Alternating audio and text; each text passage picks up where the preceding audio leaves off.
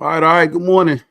Yes, I did say morning. We're back with another edition of Still the Leo G Show. We're working on it. We're gonna work on it. We're gonna get in the lab and work on it today. But we're back. We're here to talk some sports, talk some good things, man. I'm here with my co-host of the show. Pass it over to my man Derek Cole. What's going on, Derek Cole?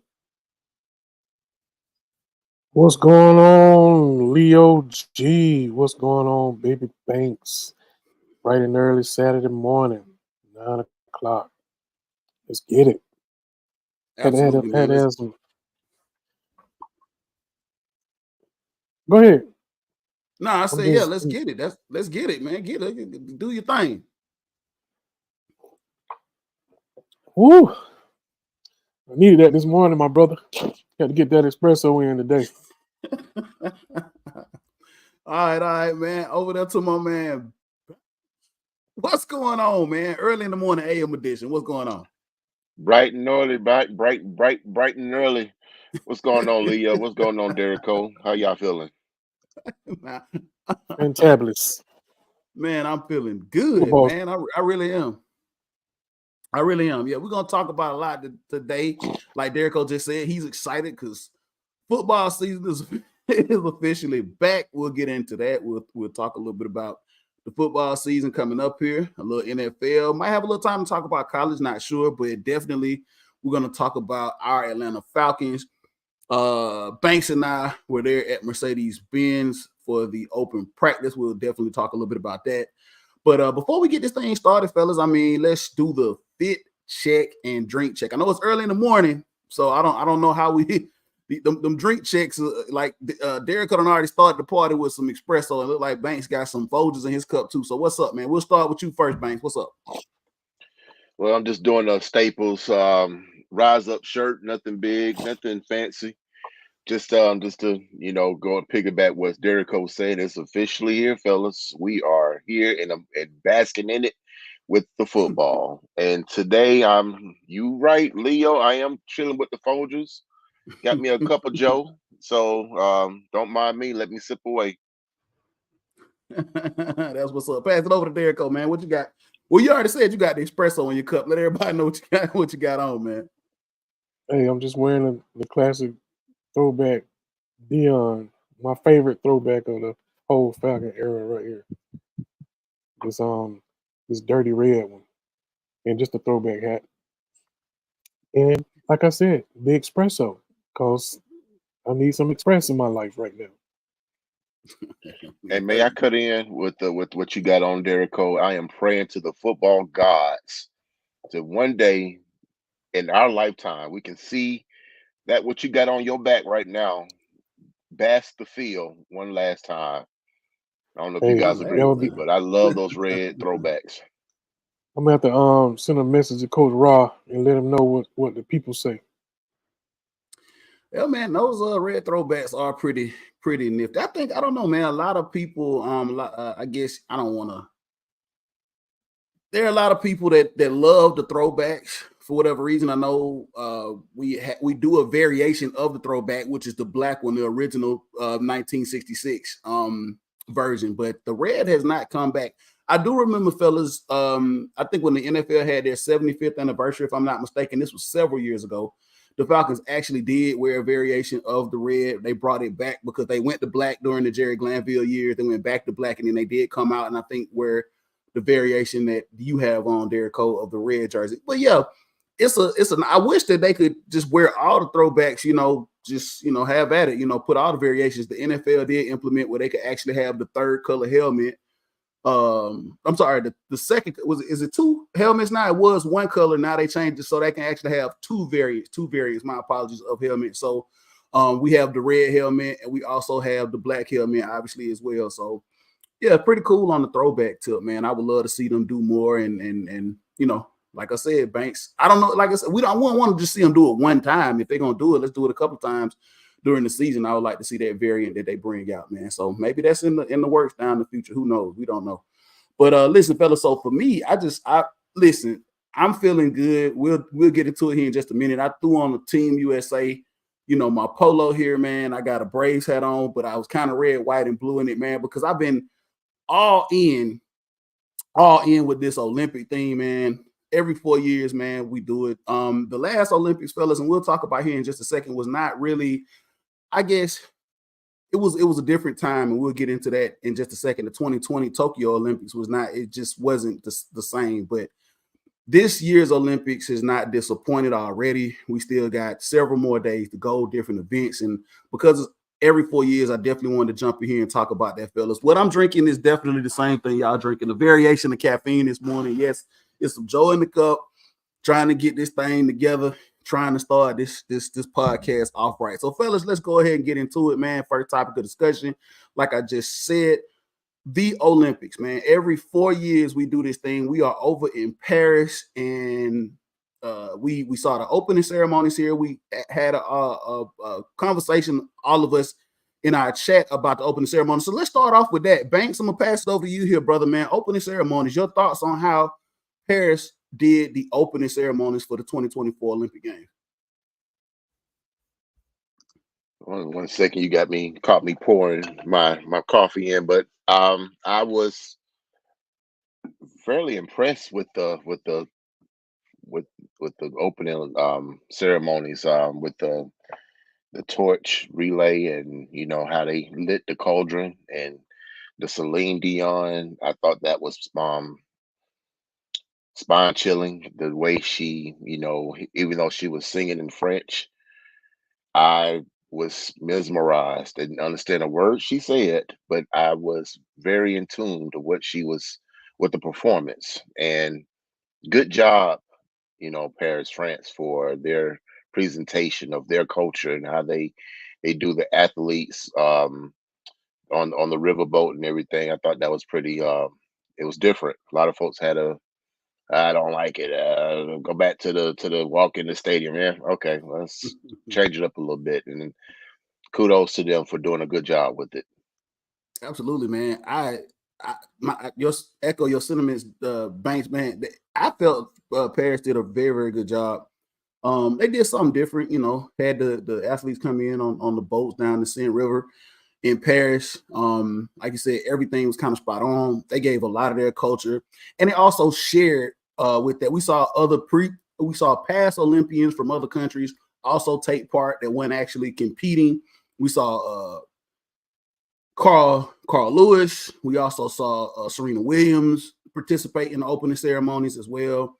So I thought they did a good job. I'm gonna pass over here to Derrico. I know Derrico was kind of like he had some mixed emotions, thoughts about it. So Derrico, what were your thoughts on the opening ceremonies for the Paris 2024 game? Yeah, I'm one of them people Banks was talking about. Some things I'm just a traditionalist on, so and I think the Olympics was one of them. I do think that they did a good job as far as, like you said, Banks being different, but I just like some things to kind of take that traditional route. However, Celine Dion definitely blew the roof off of Paris when she concluded with that song, and that probably was a highlight for the opening ceremonies for me. That she really absolutely tore that thing up. She could have sang in Russian, she could have sang in Swahili. It wouldn't have mattered. She was gonna eat that song up regardless. But yeah, shout out to Paris for trying something different, and we'll see what happens in the next Olympics and see who try to replicate doing something different. Yeah, next Olympics is gonna be on U.S. soil, man, out in LA 2028, man. So yeah, we'll see how LA is gonna have to top that, man. So every year it builds up, man. You gotta, step it up. So I'm pretty sure the Olympic Committee out there in LA was paying attention, and they took notes, and they said, hey, we're gonna see how we can do this. And LA is no stranger to hosting the Olympics. I think they hosted the 1984 Olympic Games, Summer Games, if I'm not mistaken. So they, some people still around, I guess, to still, help out and get that thing together, man. So that should be pretty awesome. So before we start talking about some of the events that are going on right now, fellas, just wanted to talk a little bit about the vibe and kind of how different it is in this Olympics as opposed to it was 2020 in Tokyo. Obviously, we know that the world was going through it. We were going through a pandemic. Didn't know if they were going to actually be able to even do the Olympics, but they did end up having the Summer Olympics in Tokyo. They did the best that they could under the circumstances. Obviously, Derrico, this is a different vibe, right? I mean, the the Tokyo Olympics, you know, the athletes went out, they competed, but it's just it wasn't the same of having the full deal like we're seeing now here in Paris, man. This is a full different swing, and this is definitely what we're used to. How do you feel now versus what we saw in Tokyo with Paris? I mean, it's almost, I don't know, man. The vibe is just different. I guess that's what I'm getting at, man. It's a totally different vibe, and it's more of the Olympic feel, right? Now we're getting, it's like we missed this in Tokyo. Now it's fully back, right? Let me tell you how different it is. I don't even remember the Tokyo Olympics. That's how different it is. It's just a blur because it wasn't a whole grand stand like we had in France. Like I will remember this France Olympics just based on the vibe that the French people actually gave the Olympics. I mean, they've been on 100 and 2,000 ever since the opening night. So I don't know what they drinking over there beside red wine and espressos, but boy, they've been lit. I mean, the whole time they've been on 30. I mean, just 10 out of 30, they was on 30.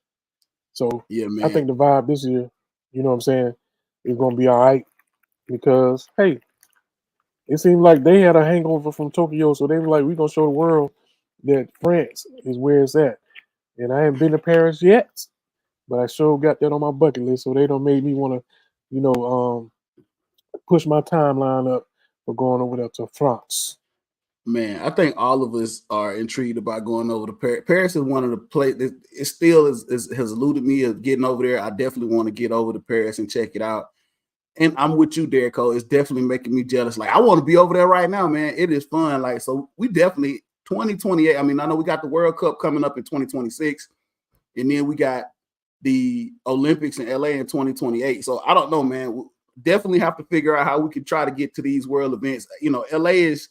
It's not it's a flight away. You can't really drive down the street to get to LA, but I mean, it would be interesting if we could make it out there to LA to the Olympic Games out there. Banks, same thing with you, man. I mean, the vibe in Paris right now, man, as opposed to 4 years ago, obviously, yes, we were going through a worldwide pandemic, but the vibe in Paris, man, has been awesome, right? Yeah, and I mean they putting Paris on the front burner. I mean everyone's talking about Paris, France right now, and how they have to get there. It's you know Paris always been that country, man. It's not like they just came out of nowhere. I mean, Olympics put them on the map. Kind of like 1996 Atlanta. How we showed up globally. Atlanta, Georgia. Everybody was like, we got to get to Atlanta. It's something about that spotlight. When you got the whole entire world attention. You're kind of the star. You know. Yeah, man. And listen, the city of Atlanta has been full ever since, damn it. So listen, hey, so everybody, if y'all want to find a new city to go to, man, Paris, we hear Paris is very, very nice because we full here in Atlanta. Y'all could go over to Paris and set up shop over there, man. Y'all can definitely go over there to Paris. I'm pretty sure they'd be happy to have you. That mean they got to get a passport, Leo. Hey, man, we'll hook them up with all that, man. We got a passport And they office have here. to speak French. Hey, man, they got Google Translate now, fellas. This ain't the Stone Ages, man. They can get over just fine in Paris. We'll help them out. Delta, we got 3 flights a day going over to Charles de Gaulle. So we can help you get on over there, man. Paris is a nice place because we full here. Do not come here. All right. So they don't want to say we. They'll just say shouty and keep it moving. Yeah. Yeah, we. Boy, y'all just made me think about something. God, y'all just made me think about something. My brother, rest his soul, that boy used to say some things in French that just came to my mind. Lord have mercy, I can't say it. Okay, that's we got to do that off air. All right, so listen, fellas. Like I said, we talking a little Olympics here, man. We'll talk about it here for just a second. So I want to do something fun, man. We're gonna have some fun with this, and we'll also talk about some serious notes here with the Olympics because we've also seen some great things happen. But we know that there are a lot of different Olympic events, right? I don't have to go down the list of them, the popular events, because listen, so 10, 15 years ago, 20, 30 years ago, you only got access to what the major networks would cover, right? We saw the swimming, we saw track and field, but now in this day and age with the internet, obviously, and you got Peacock. Peacock is showing replays and 24/7 coverage of the Olympics. So you get to see pretty much every event that they're having over, in the Olympics now. Like I said, we knew about track and field and swimming, and they would show diving, I guess, a little bit. We will catch that when we were younger, but now it's everything. So, fellas, I want to have a discussion about what is your most favorite non-popular event that you possibly watched or you've been intrigued by in the 2024 Olympics. And I have a couple, but I'll let you guys start. I don't know if you guys have been interested in watching, certain events that are kind of been off-putting and not as popular as some of the others. But Banks, I'm gonna head to you first, man. Have you had an opportunity to check out any of the, non-popular events with the Olympics? Because we only get to see them every 4 years. Only get to see them every 4 years, right? Yeah, and it's funny you should mention that, Leo. I have been kind of like peeking at other, events, the ones that no one's really talking about. And for me, and I found it kind of interesting and didn't realize how difficult it was, it's archery. And I noticed how we have people of color that's in this event, or at least I thought it was, but it's not an easy sport. It's not as something that you could pick up or you could get a bow and arrow and just hit the target. It's a little bit more than that, and I'm a little bit more intrigued with it. I have another event, but I'm not going to take it. I'm pretty sure somebody else going to say it, but I was really intrigued with the archery, or it. I want to say it so bad, but I'm gonna wait. So, yeah, that's my choice. Yeah, we got some other I'm things gonna we're hold gonna back. discuss here in just a second. we got a couple other topics here. But Derek, go ahead. Right on to you. Go ahead. Yeah, my daughters did archery, so they did archery for like 6, 7, 8 years. So I understand what you're talking about, Banks, and it is a unique skill set. And shout out to my cousin who's like really into archery. I mean, he's like up there like these Olympians almost as far as the equipment that he uses. Um, I'm gonna name 2 Banks, and you can tell me if I stole one of them. But I'm just gonna tell you the least. I ain't gonna say it's the least probably popular ones that they don't talk about a lot. It was badminton and table tennis for me, hands down, hands down, bruh. That Batman wasn't table it. tennis. That wasn't it, but that is interesting though, because Yeah, it's something that people have really yeah, kind of turned their nose up as badminton.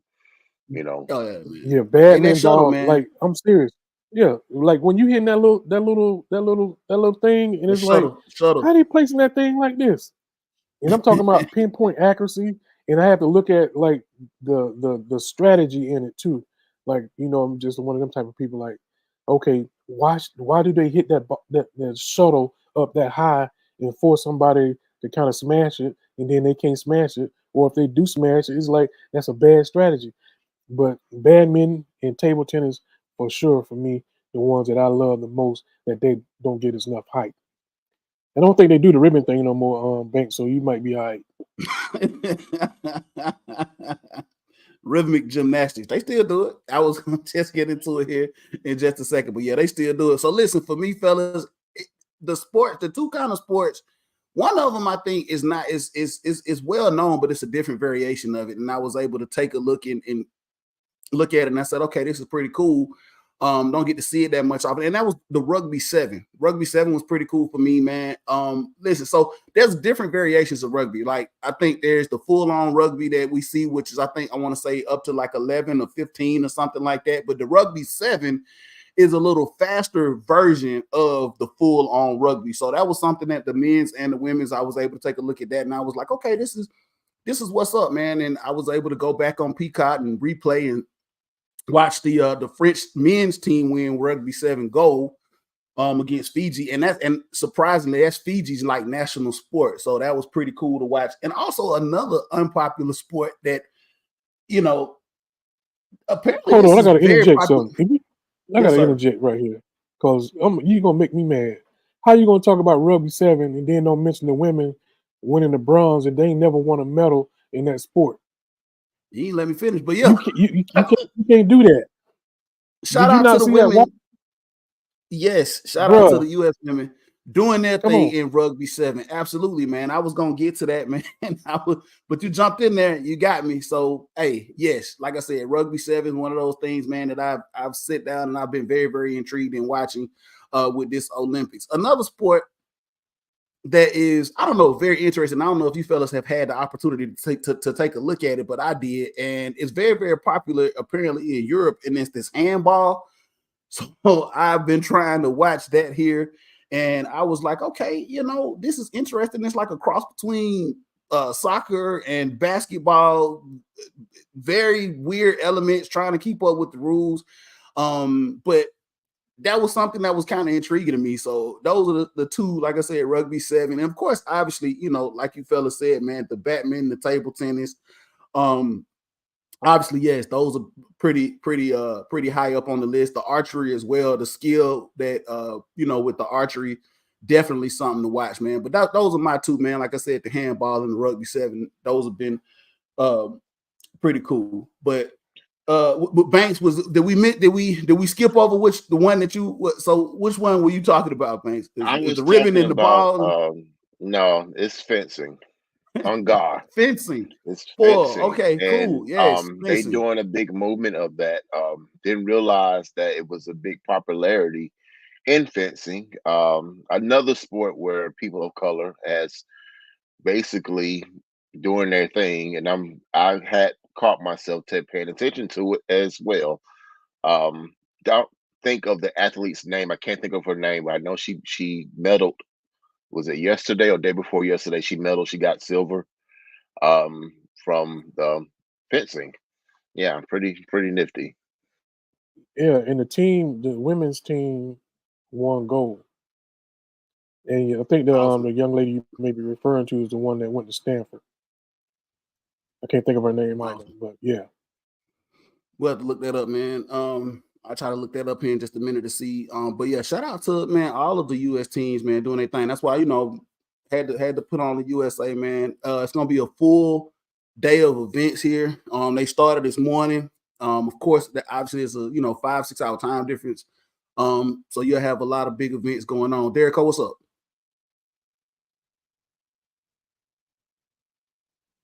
No, I was just saying I got it on in the background, so I'm kind of looking at it through my TV lenses. I I don't even know got what you. I sport got playing right now.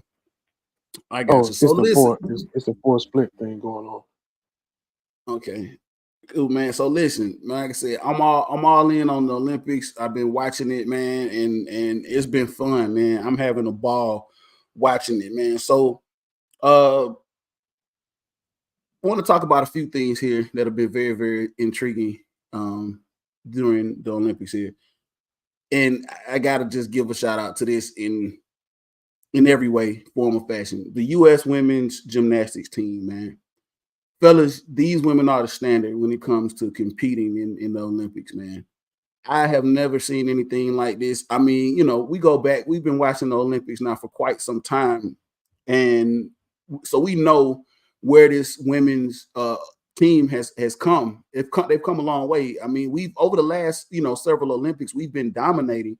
I mean, obviously, like you said, Tokyo is kind of a blur. And we'll talk a little bit about what happened in Tokyo with the women's gymnastics team there. But I don't think there was any question going into the 2024 Paris Games that the women that were representing the United States were going to do well and they were going to bring home the gold. All around gold medal goes to the U.S. women's national team. The team and the GOAT of gymnastics, in my opinion, Simone Biles, takes the women's all around. We actually had two women to podium in the all around event. Derek Cole, I'm going to give it over to you, man. Since we've been watching the Olympics, gymnastics, of course, obviously one of those staple events in the Olympics. But man, how significant is it to watch these women just dominate in the way that they've been dominating here over the last several passes, and just to see them this year in Paris, man, do their thing? I mean, it was phenomenal. I mean, I don't think there's been a more popular gymnast since the Mary Lou Retton days on the Wheaties box. And Simone Biles is definitely the GOAT. It's been significant because one, some of the things that she went through, and you're probably gonna allude to this later, so I'm not gonna steal your thunder. But what happened in Tokyo with her and to come back at, at the tender age of 27 as a gymnast is pretty old in their standards. So, and she came out and absolutely destroyed the competition. She needed like a 13.8 on her final pass in the floor exercise, and she ended up with a 15. So what that tells me, she was not going out with a soft routine. She went for the gusto and nailed it, and just won by 2 points, 2/10 of a point, whatever it is. And that just lets you know that Simone Biles is the GOAT, and Sonny Lee ain't no joke. I mean, everybody want to talk about Simone and Jordan Childs, but Sonny Lee is also a phenomenal gymnast. And I'm gonna go ahead and say this because sometimes you just got to put it out there. To have the top 3 women in the world medal in the Olympics that look like us is something to be told in a sport that's Absolutely. traditionally non-person of color. So I just want to shout out to Brazil and the United States women gold, silver, and bronze medalists because y'all did your thing. Absolutely, absolutely. Banks, will pass it over to you, but without question, these women, like you said, are phenomenal, man. Just definitely giving a shout out to some Simone, Jordan, Jade, Sonny, Helsley. They held it down, man. They look phenomenal, and like you said, they for the all around event to see those 3 women, and we'll talk about a little bit about their backgrounds here in just a moment. With Suni, Simone, and the young lady from Brazil, absolutely amazing. Banks, over to you here, man. The women's USA gymnastics team, man. How proud and impressed are you with what they were able to accomplish? Man, beyond impressed. I saw my first event. I think it was whenever I had time to watch. It was Simone Biles, or she was on the balance beam. I, if I recall, fellas, maybe I'm wrong. Maybe I'm, exaggerating with what I heard. But once she injured, when she having an injury that she was nursing prior to that event, um, she got on that balance beam and she did her thing, and she still killed it. I mean, flawless as an injured athlete. Now, I'm not talking about fully healthy. Now, if she was fully healthy, good grief, what was she doing? I mean, she's still looking like a true goat out there on that balance beam. Like, unbelievable. I mean, yes, obviously, she really did her thing, man. And to go into like what it took for her to get here, fellas. So let's talk a little bit about that, man. And let's talk about Simone for a minute and why it's so significant. First of all, Derek Cole, you said that the tender age of 27. Usually, when you talk about gymnasts, like you said, that's well past their prime, right? 27, you're pushing it, in your early 20s to get there. Most of these young ladies are, in their mid-teens to early 20s, and you have to really catch fire to, some of them can make a couple of Olympics, but Simone Biles has done this. This is her 3rd one, if I'm not mistaken. So she's reached 3.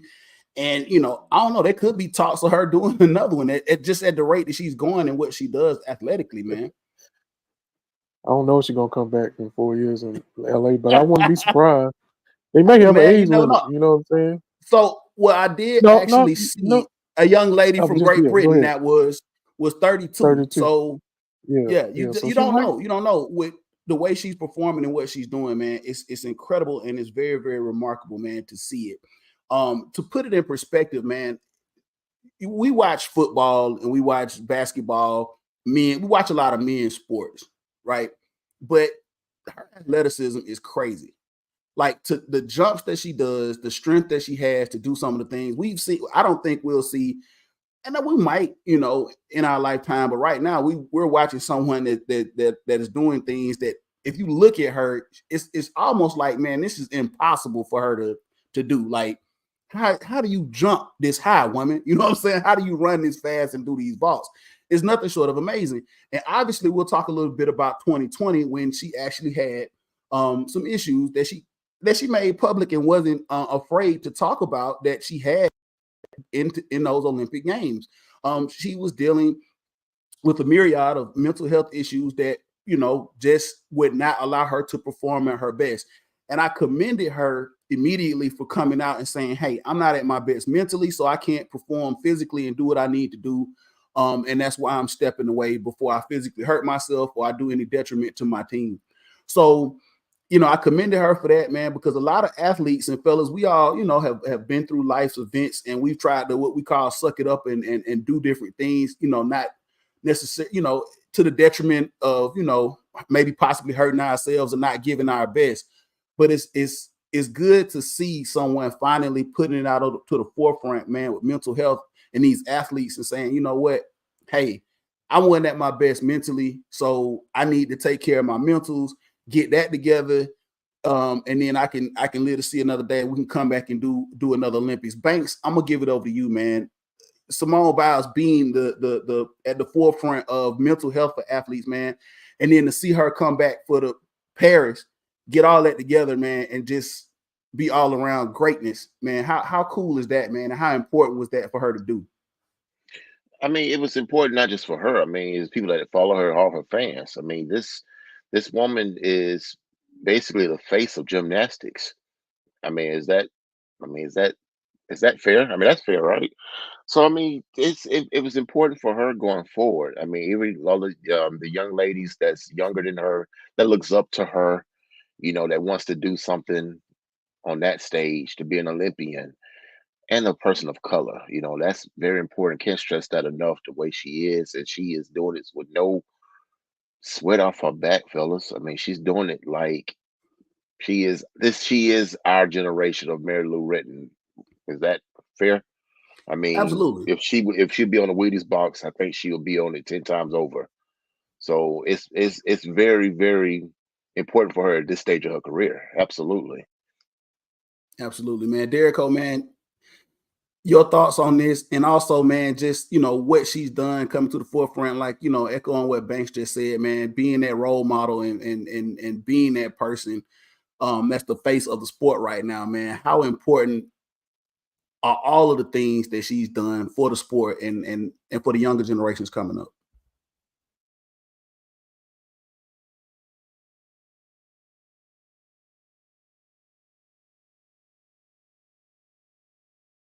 Derico might be having a couple of, you got some issues going on. Okay, we got some technical issues going on with Derico right now.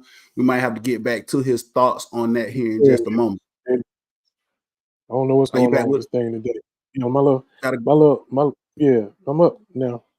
So ask your question again because I was trying to get my computer back right, and I gotta kind of zoned ghost in. in the computer, messing them up. I So know, listen. So right? what I was saying was just to you know, on the back end of what Banks had said, and my initial question was that how important is what Simone Biles is doing, not only just out there, you know, as a gymnast on the floor, doing her routines, but this, you know, being the face, like Banks just said, of gymnastics right now, being that polarizing athlete. You know, I want to just say gymnastics, Banks, but just like other Olympics. I mean, not, and no disrespect to any of the other Olympians out there, man, but she has been front page on everything, man. Even since before the Olympics started, man. So I think she's at the forefront of being like one of the top Olympians, like, period, especially when you talk about the US. So basically, Derico was like, how important is what she's doing for future generations, man, and what she's done, been able to accomplish on and off, you know, I guess I could say the floor, the gymnastics floor, what she's been able to do as far as mental health with athletes, and then her accomplishments out there, you know, on the floor as a gymnast. Well, her influence is definitely going to be felt because there are going to be a lot of gymnasts that probably are going. No, wait, not. I won't say probably. There will absolutely be saying, "I want to be the next Simone Biles," and I think that's the reach that she has right now. when she has multiple moves named after her. And not a lot of people have moves in gymnastics named after them because they just can't perform the level of difficulty. And that's the thing that I appreciate about Simone. I think she has like 4 or 5. I think the next grade is like maybe 2, and she can kill those and hers. So that lets you know the level of difficulty that she does. And let me say this: at modest 4'8", that's probably why she can jump so high. Leo, she only weigh like 30 pounds. So when she hit that spring, that thing just, you know what I'm saying, just yank her on up there like that. But to if you put it in perspective, they say she can jump off the the, the horse when she hit that spring like 12 feet, Feet. dog. Like I can't imagine myself jumping 3 feet. She up there 12 feet in the air. And people, and let me say this for the haters that are absolutely haters, when she had the twisties, what they call it, when you are rotating that fast, your head and mind, it's like if you're in what they call it, that G force. If you're in a airplane or something, you cannot imagine the force that's on her head, and it just takes that away from, like, you just lost in a motion. So for them people that talking about, well, I hope she don't disappoint her team this year and quit. You try jumping 3 times in the air and twisting your body, and let's see how you feel the next day or at that moment. That absolutely can set you back, knowing that, hey, I blacked out in midair and didn't even realize it until I hit the floor. So stop it. We're gonna Yeah. celebrate Simone Biles as the greatest gymnast ever, not just in the United States, ever. Ever. Absolutely, man. You know, shout out to Simone Biles and the U.S. women's gymnastics team. A couple of little tidbits before you kind of move on here. All 3 of the women that medaled in the all around actually had to overcome different obstacles. I mean, Suni Lee, who has kidney disease, which is in remission right now, she had some really, health issues that she was dealing with to get back to this place and actually get the bronze medal was amazing. The young lady, I can't think of her name, from Brazil. I was trying to find it. But she has torn her ACL 3 times torn her ACL, and she ended up winning the silver for Brazil, man. And of course, like you just talked about, Derek Cole, and what we discussed with Simone Biles, having the mental issues, going through what they call the twisties, getting back to the podium and taking on gold for the United States. And for the people, like you said, for the haters out there, man, some of which have never, ever even attempted a cartwheel. These things are very, very difficult, you know what I'm saying, physically and mentally, man. So we have to keep that in mind. I know a lot of people like to sit at home and on their couch and criticize and do whatever the case may be, but man, walk a mile in that young lady's shoes. Like I said, some of y'all can't even do a cartwheel. So the stuff that she does, just take a step back, take a look at it, the difficulty levels and the things that these athletes do, and you have to say, you know what, man, it's nothing short of amazing. And you have to be in peak physical and mental condition to do these things, man. So fellas, look, we're gonna kind of move on a little bit here in the show, talk about a few more things with the Olympics before we talk about some football. Yes, football is back. We're gonna jump into that and talk about it in just a second. So fellas, I don't know if you guys have some funny moments, but I got a couple of Olympic funny moments that I want to talk about before we move on. And I don't know if you guys caught them, but I'm going to talk about them anyway because they've been kind of amusing to me. I think Derrico is still having some technical issues, so we'll come back to him once he gets everything set up. But Banks, I'm going to talk to you a little bit, man, because this is funny. And I think you'll kind of feel me on this, man, with how it's been going on. So the first thing I want to talk about is kind of funny is our man Snoop Dogg over there with NBC in Paris. Oh my God, man. How entertaining has Snoop been, man? And how hilarious has he been with some of his commentating and him actually he's been so refreshing, man. Who would have thought, the Snoop Dogg that we grew up with, man, would be like over in Paris, living his best life in the Olympics, man. And how funny and how fun has it been to watch Snoop, man? I mean, he's a global entertainer. I mean, for where he came from to now, to watch him support the U.S. women's gymnastics, when they looked over and saw him, It was like, hey, hey, hey, it's only the United States, right? For us to cut up like that. But I love it. I love the fact that he's a major, big cheerleader out there for the U.S. Athletes, and the fact that he's a global icon. I mean, everyone looks over and see, oh, that's Snoop Dogg. You may not know a one lyric that he raps about, but you know who his face is, and you know what he stands for, and that's ultra respect. And I love it. And I Absolutely. love it the fact that we as a country, we have that on our side. Like I said, man, just entertaining, hilarious to watch, man. He's been a correspondent with NBC. Like you said, he's been with some of the athletes' families. He's been sitting in the crowd. He was hyping up the women's team. He was on the bus. He rolled on the bus and trained with the U.S. men's basketball team because they've been traveling, I think, from, if I'm not mistaken, you guys can correct me if I'm wrong, they've been traveling actually about 2 hours or more outside of Paris to compete in the basketball event. So they've been going from Paris, riding the bus over to the train, catching the train all the way to Lyon so they could play basketball. And I think Snoop joined them on the bus. That was pretty cool. If you hadn't had an opportunity to go, I'm pretty sure it's on YouTube or it's on Peacock. You can see him with the U.S. men's basketball team as they traveled to face South Sudan. So that was pretty cool. Derico, are you back up with us? He's still trying to get some technical glitches worked out here, man. So we'll work with Derico as he troubleshoots over there. So Banks, man, going into the next thing that I found that was pretty funny here before we move on. Oh, and by the way, I did find Lars Scruggs is the African American fencer that actually won gold with the team. Lauren Scruggs, she is the 21-year-old American fencer that won gold with team the women's USA fencing team over there. So shout out to her. But before we move forward here, and having some difficulties here. Let's see what's going on. 1 second here. Okay, we got everybody back. So while Derico is troubleshooting here, Banks, I got another one for you here, man, before we move on. It looks like Derico's back up to business. There was a video and a meme kind of going around social media, and I don't know if you caught it, and if you didn't, I'll send it to you here after we get off the air, of air pistol. Air pistol, yes, people, is an Olympic event. But Banks, were you able to catch the memes going around about the Turkish air pistol Olympian? Oh man, it is quite gold. It's quite classic. I have to send it to you. I asked Derico here in a minute, was he able to take a look at it to see it? If you hadn't had an opportunity, Banks, this is pure entertainment, man. So air pistol is a sport, one of those sports that don't get featured obviously often, but like I said, with Peacock and the internet, man, we get a chance to see everything as is. This Turkish shooter is pure gold, man. He showed up to the Olympics, man, with a Turkish t-shirt, his air pistol, and his prescription glasses.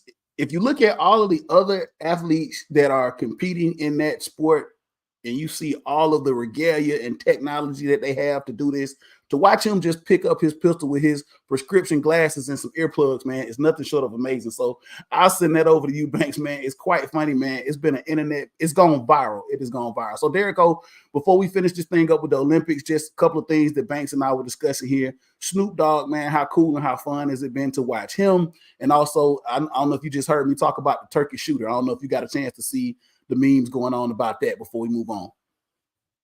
Yeah, Snoop is like a U.S. legend at this point.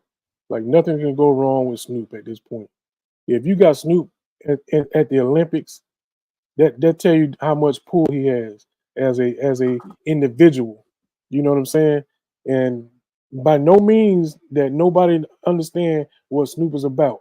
So you can't even say that they don't know, and they still put Snoop out there on forefront because Snoop is a comedic legend in his own right, and nobody can outdo what Snoop Dogg does. And I appreciate the fact that the country allowed Snoop from California, the rapper, the entrepreneur, ever since, let me put it like this.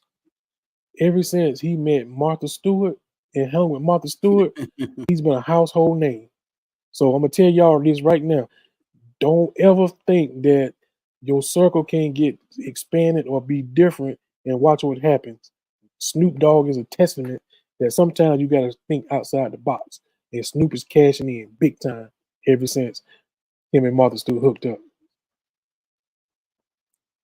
Absolutely, man. I'm just giggling Absolutely. inside. It That's ain't what's up, just man. United States. It ain't just United It's States. always This is even worldwide. That's what I'm global. saying. That's what I'm Everyone knows saying. him. Yeah, yeah, that's what I'm Worldwide. So saying. listen, fellas, before we close this thing out, man, shout out to Snoop.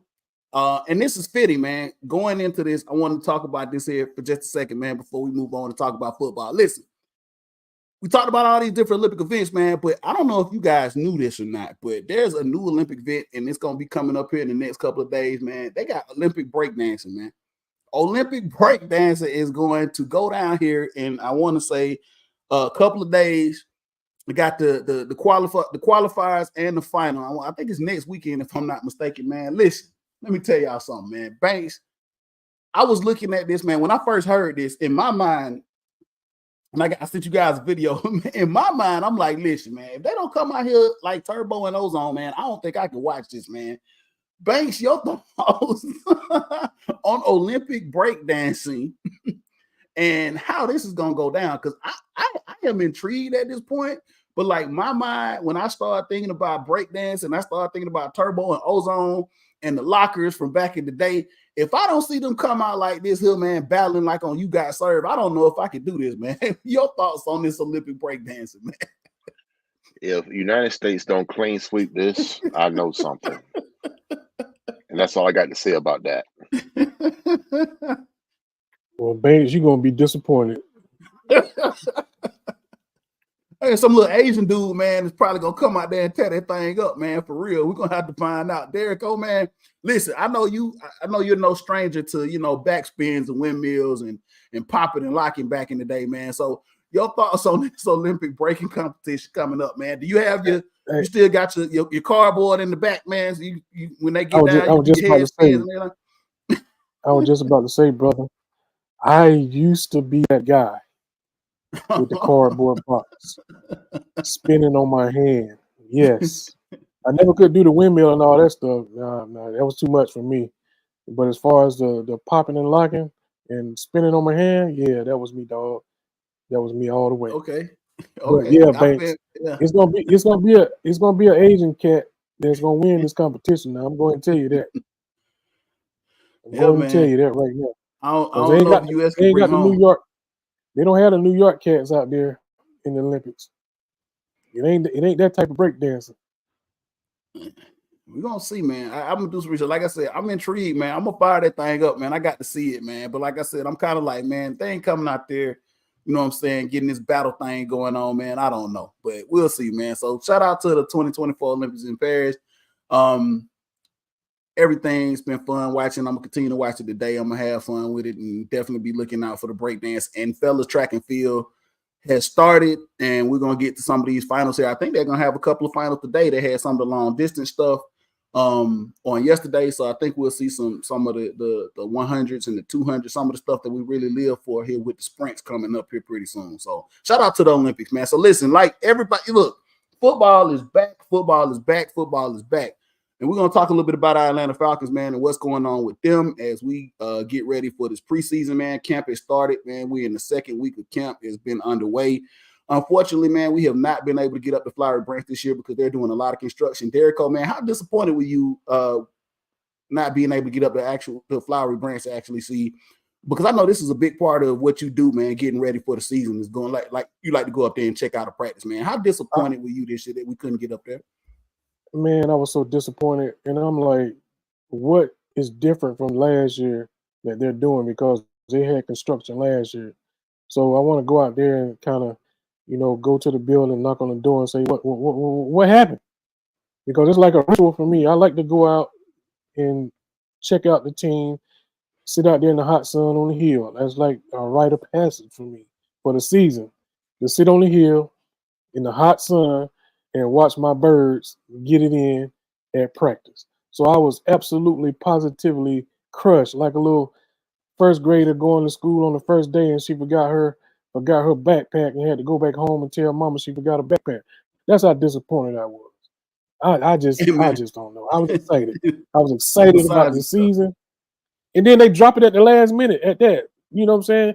They probably knew this way before training camp started, and then they just dropped it like, "Oh, by the way, we're not gonna let y'all come out here because we got some stuff going on."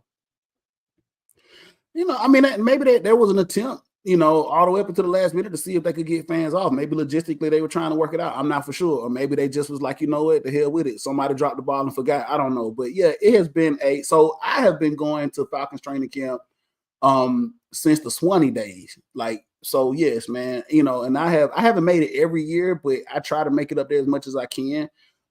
It's just a trek to get up that way. And then, like you said, it's during the dog days of summer, man. It is extremely hot sitting on the hill. But as a fan, you do what you do, man, to support your team, man. So it's one of those fun things to me. Banks, I'm gonna pass it over to you, man. How disappointed with you not being able to get the Flowery Branch, but we were able to get to the climate control Mercedes-Benz last night to watch a practice. So, but first off, how disappointed were you not being able to get up the Flowery Branch? Not disappointed at all, sir. I do not miss the days of sitting on that hill and getting 3 shades darker and sitting there like I'm in an oven on 450. I'm done. I'm overdone. I sat there and had my time on that hill long enough. And then I had to walk back to the car in that same heat. Not disappointed at all. Yes, give me the controlled climate any day. And man, listen, come on. I mean, well, you paid your dues, man. So I guess I let up off you a little bit with that. So but hey, Flowery Branch always fun, man. It's one of those things, man, to do. But like you said, air conditioning is always good. Derek gonna call us soft, but who cares? He can't get 3 shades darker, so it is what it is. So listen, let's talk about Mercedes-Benz last night and what we saw, and then we'll talk a little bit about some other things that we've heard about what's going on up in camp. So Derek Banks and I had the opportunity to get down to Mercedes-Benz. Obviously, it was a Friday night, 6 o'clock deal. And if you live here in this city, you already understand and know that trying to get somewhere on a Friday night at 6 o'clock is a daunting task. I don't care where you are in this city. You could live 2 blocks down from Mercedes-Benz. It's still gonna take you an hour to get there because the traffic here in this city is ridiculous. We fool people. Stop coming. Paris is nice. I heard it's very, very nice, especially in the fall. So Banks, we were able to see the Falcons come out and do some different things. They went through some different drills. And then they set up and they were able to, do some, set 11 on 11, the ones versus twos, 2v1s. We were able to see a bunch of different matchups. They did some 2-minute drills. They did some special team stuff. Banks, what were your first impressions on watching the practice in the open practice in Mercedes-Benz when we saw them start out?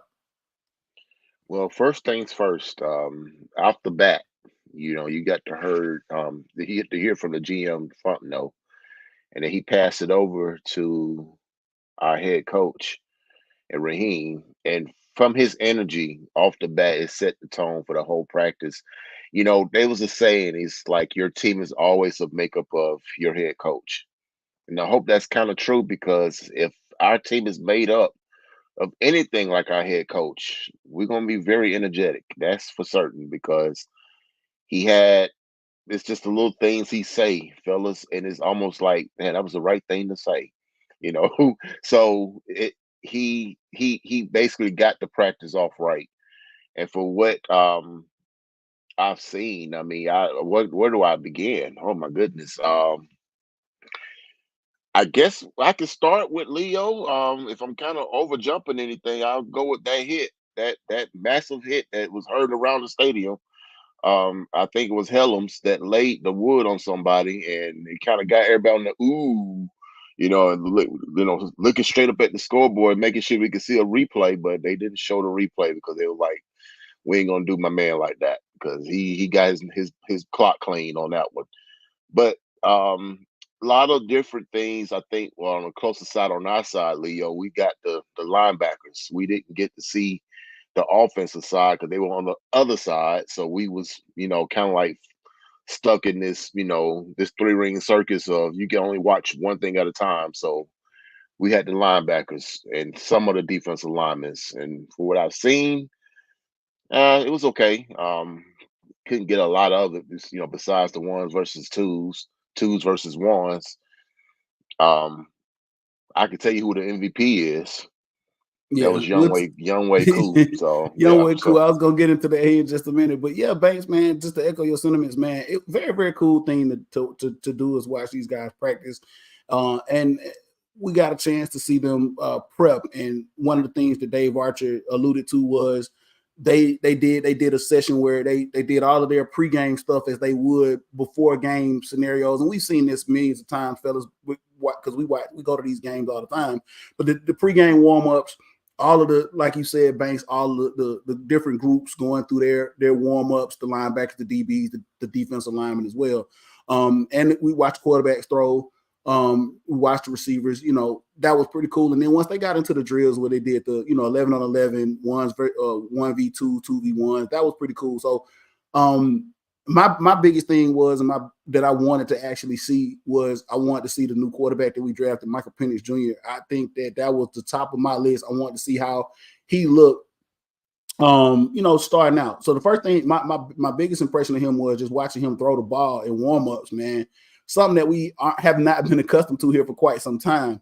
Not taking anything away from Kirk Cousins because he looks good, but just it was refreshing to watch Michael Penix throw the ball, different levels, different routes, and for him to put touch on the ball, and also to watch this young man put zip on the ball. We hadn't seen that here in Atlanta in quite some time, man. The accuracy and just his confidence, man. He looked really relaxed out there, and he felt good. And then we watched him, 2v1s.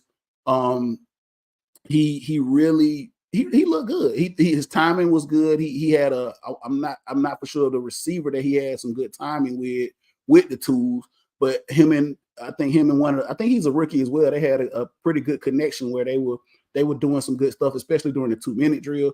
So it was pretty cool. And Derek Cole, I think that you're gonna like what I'm about to say here when I say this, is that one of the big question marks we had was, what is the defensive line going to look like and what is the pass rush going to look like? But Banks, he can tell you that the twos and the ones, when it came to pass rush, I was kind of impressed. They was getting there. They was getting home. Grady Jarrett back out there, man, coming off that knee injury, and we were trying to figure out who's going to be that big dog to step up. The draft pick, Trice out of Washington, man, he had a couple of big plays. Getting to the backfield back there, man. Of course, Carter and Ebiketie, they were doing their thing as well. But I was shocked to see that defensive line, man, giving that O-line hell, which we knew the O-line was going to be pretty decent. But my expectations on the D-line just kind of went up after I saw what they were out there doing, Derek Cole. There's like music to my ears. You know what I'm saying? When I hear that. That's where I want to see the most improvement is on them trenches on the D-line. You know what I'm saying? So yeah, thank you for letting me know that, sir. Absolutely, man. So yeah, I knew that was keeping you awake at night, trying to see who's gonna get after the opposing quarterback, man. Banks alluded to the fact that we did see Younghoe Koo come out there, man, during the 2-minute offense. And, trying to get him in field goal range and trying to see, and one of the cool things we were able to see, this was not just for the actual players. The coaches were actually out there participating as well. They had live clocks and they also had referees. And this was giving, Ra and the coaching staff an opportunity to look at time management and do some play calling. And we saw Ra, take some timeouts and do what he needed to do to kind of regroup. We also saw the defense go out there and try to ice Younghoe Koo during the 2-minute drill when he went out there to kick a field goal, man. But I think Younghoe Koo was we knew Younghoe Koo was going to be clutch, man. He kicked a 56-yarder, which I think probably had at least another maybe 5 to 10 on it if needed be. It looked like he was just nothing, you know what I'm saying? Obviously, man, he's been clutch for us over the last couple of years and want to see him here for quite some time do his thing. But I'm with Banks, man. He was kind of the show stiller last night when he kicked that 56-yarder, man. I was like, okay, I'm not worried. Get him in the range and we gonna be good. I got a question. That's what's up. Yes, sir. What does the offensive play calling look like? So, and I pass this over to Banks here. Very vanilla. Obviously, this was practice, and it was a public practice, and a lot of stuff you want to keep kind of close to the chest, I guess. Going into the season. So it was very, very vanilla in my opinion. You didn't see any. You saw some motions, you saw some different things that you didn't see. Of course, obviously, when the pass regime was here, the pass regime I think was kind of more of a stand up, straight up, and go type of offense. But I did see some motions. I saw some people get moved around in certain places that we heard was going to happen. Kyle Pitts, I saw him get motion out to the outside at receiver. We did see some other motions going on during the run game. But for the most part, it was very, very vanilla. I'll pass it over here to Banks. Maybe he saw some stuff that I didn't see. I don't know. Well, Leo, you stole my thunder. It was vanilla as vanilla can be. A lot of motion. Saw a couple of. I don't think they were trying to do anything. I think they were just doing basic stuff. A lot of check downs. A lot of, just get the ball out your hand and see what these hot routes are. A lot of block assignments. I think they were trying to pay attention to as well. I.e., Tyler Algier is running like he's just pissed at somebody. I don't know. That's Arthur because Smith. everybody's just running. Well, probably so. Probably so. But I couldn't tell if it was because everyone was half-assing out there and he was just the only one who just cared today or yesterday, or he just really running like that hard. And it was almost like Tyler Algier was running like I'm RB1. Does that make I sense? mean, Like you saw oh Bijan yeah, out there, but Tyler's like I'm RB1 and I'm running like it. And he was finding the holes, he was hitting them, and when he was hitting them, he was still running. It was like, okay, the play's overdue. You don't have to keep running. He's still running. I was like, okay, I see what he's on. He's on something this year. So I don't know. It's because no one's talking about me. It's not just Bijan. It's me. I'm going to set the tone. I'm going to make these defense tired. I'm going to put a hole in their ass. I'm going to salt the game away. You know what I'm saying? That kind of attitude. And, if that's the case, then let's have it, bro. Let's do it. I'm all yes. for it because I haven't seen this out of him, in the Since his rookie past. year, huh?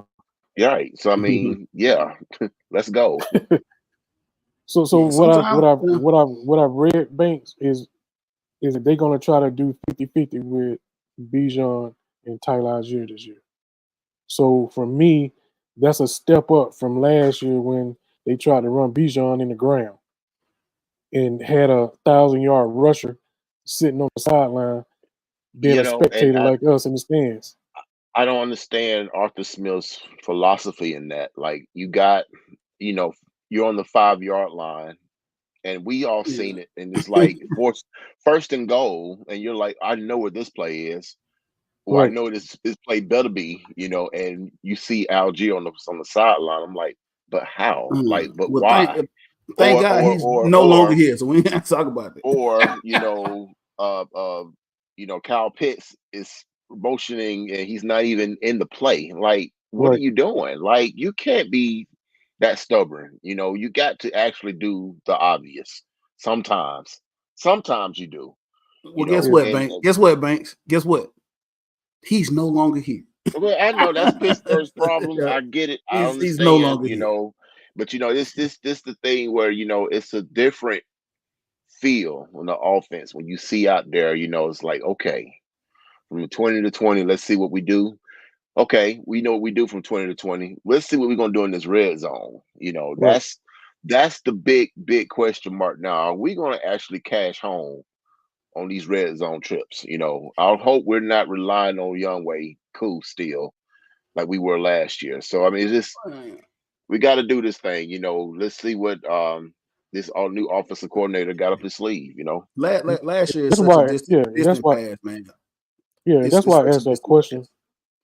Asked that question about the offense because I want to see the evolution. Like I was saying, I want to see the motions, the folks in different positions. Because at that point, what you're telling me is you're trying to get matchups. You're trying to get mismatches. So Oh, for but that's that, all you saw because that's what I'm saying. Yeah. Kirk and Kyle Pitts connection. I mean, that's like it's gonna be special because he was hitting Kurt. I mean, he was hitting Kyle in stride. And I'm Okay. like, damn, what other concept? I've never thought that that can happen. No, we did see it happen Kyle Pitts' rookie year when Matt Ryan was there, obviously. But that's so Um, so long ago. I yeah, mean, I mean, yeah. It's the fella, you guys have hit it on the head, man. And not to the Arthur Smith, that experiment is over. And Derek Cole, you're spot on, man, with seeing what somebody else can do with these groceries. And I think that just the small sample size of what we were able to see last night was really refreshing to see them kind of move pieces. Of course, like I said, we're not going to see everything, man. It was very vanilla, but obviously to see a quarterback that's competent and can make, throws, both Penix and Kurt were out there making some very, very accurate throws. Looks like the timing was good. And like Banks just said, moving Kyle Pitts, moving Drake London, moving these guys around, creating mismatches. It was one of the biggest things that I can see that's going to probably jump off the page when we see them live and in person. You know what I'm saying? Week 1 against the Steelers. Like there are a lot of different things that they're doing totally different from, and to have just the competency of the quarterback position, I think is going to make a big difference with that. Derek Cole, I'm gonna pass this over to you, man, before we get this thing close this thing out. So listen, I'm gonna be honest, bro. When it comes to I don't know if it's just because of the regime that we have there now, but I have not heard a bunch of craziness come out of camp with Ra and the new coaching staff and what they're doing up there in Flower Branch. I don't know if that's a good thing or a bad thing, but Derek, I don't know if you want to share. I know you said that you read a couple of things about what was going on up there, man. First of all, do you feel like it's a good thing that we're not hearing a lot of chatter? It's been very, very, radio silent up there with Ra. And the second thing is, what have you heard? If you have heard anything that you want to share that you feel very good about? I mean, just going to piggyback on some things that Ben said. Ra's energy is just prevalent. You know what I'm saying? Some people might say he overdoing it, whatever, but that's who he is. That's authentic. That is not coach catchphrase. That are not t-shirt slogans. That's who he is. And I appreciate the rawness and authenticity of Ra, our coach. So I think that's going to permeate throughout the building. The biggest thing that probably, like you said, I mean, if you're not hearing nothing, I mean, to me, they're about their business. I mean, Ra is on a mission. I mean, he suffered through that loss. He was here during that time. He knew what happened in Tampa when he was a head coach. I absolutely, unequivocally, positively think that he is locked in and got this team locked in. And it starts with Kirk Cousins and his mentality as a perfectionist. And I just think that's going to just permeate throughout the building. And so I'm excited. Hey, I don't think I've been this excited for a Falcon season in probably after the 2016 year. You know what I'm saying? Yeah. Well, before the 2016 year, my bad. That's just how it is right now. So I yeah, mean, yeah, it's awesome, man. yeah, And just to piggyback what you just said, I think everybody here in the city is feeling the same way. It was announced this week that season tickets are sold out. First time in a couple of decades, fellas, that the season tickets are sold out in right. Mercedes-Benz this year. And I feel this is not, I'm sorry, excuse me. I feel like this is not a, kind of flash in the pan situation or a money grab for people trying to actually, secondary market these tickets. I think, like you said, Derek Cole, there's a true buzz in the city with people that are very intrigued and excited about seeing this new regime and this new team. Banks, I'm gonna pass it over to you. Do you feel the same way? I mean, I know we talked about it last night. You're very excited going into it, man, but it's a different vibe here going into this season, man. Well, it's definitely a different vibe. We got a lot of people actually talking about the Falcons, not just, barbershop talk, like I like to call it. My job, people all around town. So am I going to the game? Where else do you think I'm going? I'm not selling my tickets. Of course, I'm gonna be there. I mean, that's you asking the wrong person. But the fact that people are actually asking me, and I think that's a difference from a long time since probably 2017 when the stadium first opened. You know, so I think it's a small buzz to see what Kirk can do and what this new regime can do with the sold out season tickets. I got my feelings about that. We'll see come week one, you know, and how it looks in that stadium. You know, we had a individual who talked about that, but I'm not going to go there. But um, I'm we're about to gonna go there. see what it is. You know, when it comes to fan support, and I think that's only. I mean, I hate to say it, fellas. I mean, this is a front running city. You know what I'm saying? If this city locked in, are they all for it, or they just, you know, we'll see. We'll definitely see. Listen, Banks. Couple of things before we close this thing out here. First thing is first. Um, Matt Ryan, if you didn't know, will actually be going into the Falcons Ring of Honor, and that was announced during the speech that he actually gave to the players not too far back. And he alluded to a couple of different things that you just said, Banks. The fact that the team has to earn the city, right? And Matt Ryan, if anybody understands that dynamic is Matt Ryan. He told the guys, hey, this city will be on fire for you, but you have to prove it to them. You have to go out and you have to fight for them and prove it. And this city will come out and show up for you. And then fast forward here to this week when they interviewed Kirk Cousins, he echoed the same thing that, you know, he has a very, very unique perspective on this city because his family, his wife's family is from here. So I think that he's heard all of the buzz and he understands the dynamic of, hey, we have to come out and we have to play, and these people will be in the seats and they'll be ready and they'll show up. We have been here long enough, fellas, to know that when this team is on fire, it's nothing like it. No disrespect to any of the other sports teams here in this city, but when the Falcons are on, it's different. Everything is different. Going to the gas station is different. Going to the grocery store is different. Going to work is different when the Falcons are on, and that's just what's up. So if these guys come out, man, it's going to be a gauntlet of games, but man, it's going to tell how gritty they're going to be going into the whole season, man. And I think, you know, at first I said, man, this is going to be tough the first several games, but I was like, no, you know what? Let's do it. Let's get real. Let's get gritty and let's get hard these first couple of games, and we'll really see what this team is about.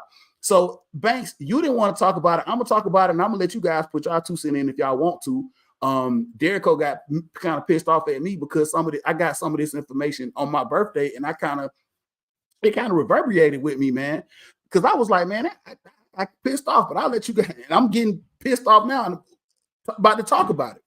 So, you know, if you didn't know, Amon-Ra St. Brown, receiver for the Detroit Lions. Yeah, came for Atlanta Falcons fans. We caught a stray. Dude, this first and foremost, man, you don't even play in our division. You a Detroit, you play for the Detroit Lions. That's a whole nother topic of conversation. Anyway, but the thing you did was you came for, out of all the teams in the NFL, first of all, I don't even think you played at all 32 stadiums yet. You know what I'm saying? I don't know how long you've been in the league, but I don't think you played at all 32 stadiums yet. Right?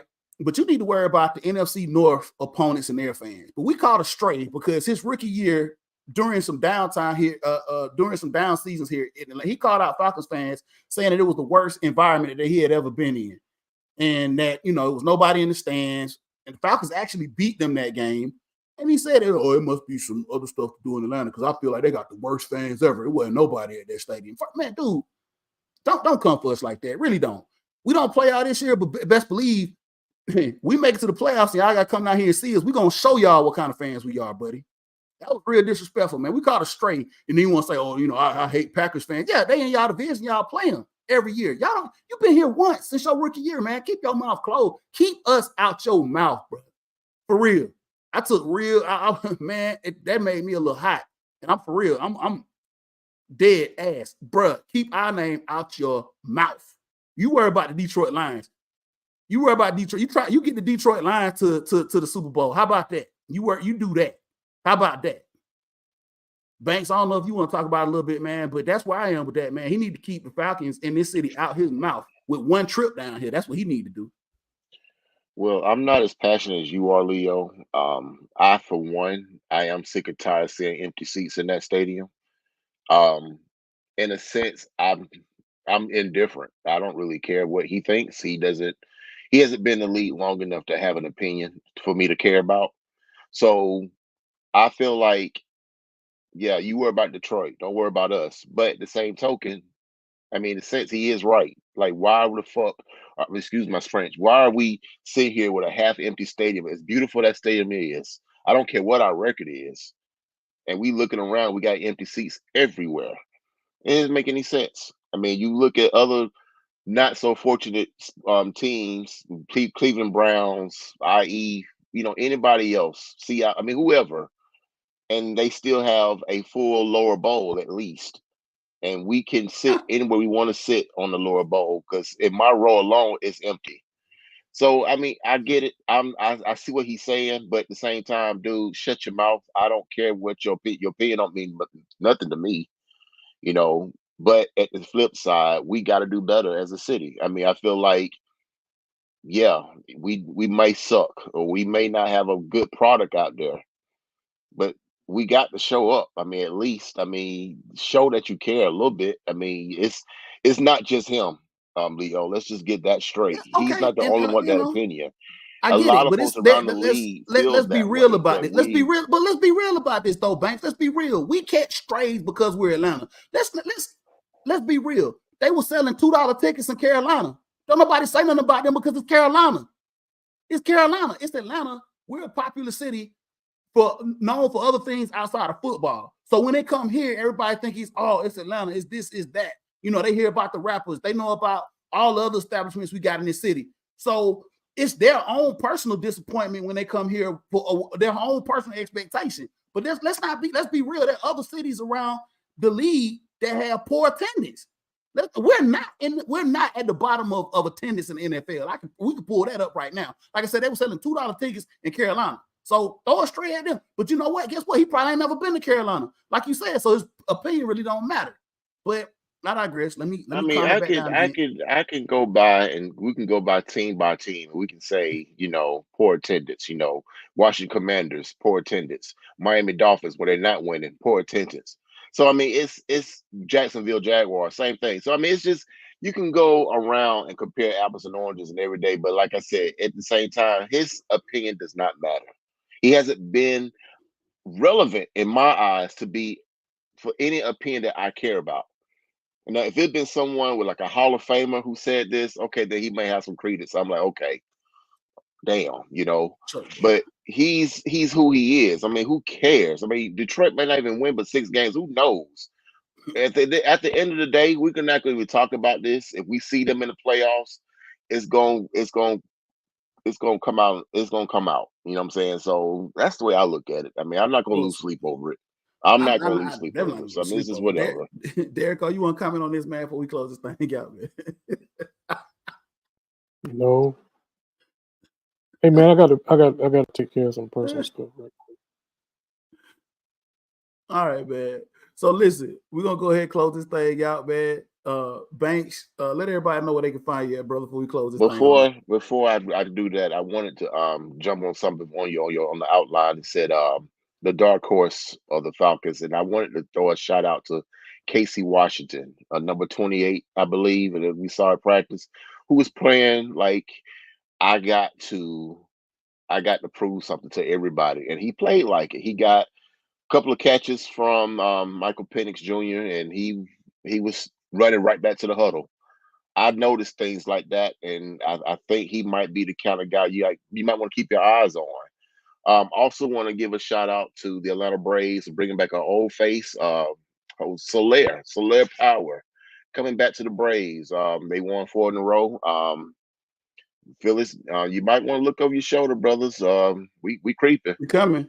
So And we got that series coming up with y'all. So we coming. You keep losing if you want to. You're gonna look back and you're gonna be neck and neck with you. So shout out Braves for not giving up and going through this adversity, which is I feel like eerily similar to what we've witnessed about a couple of years ago. But I'm not gonna go there just yet. But yes, find me at Antoine Jarrell Banks on Facebook, or you can find me at Baby Banks 80 on Instagram.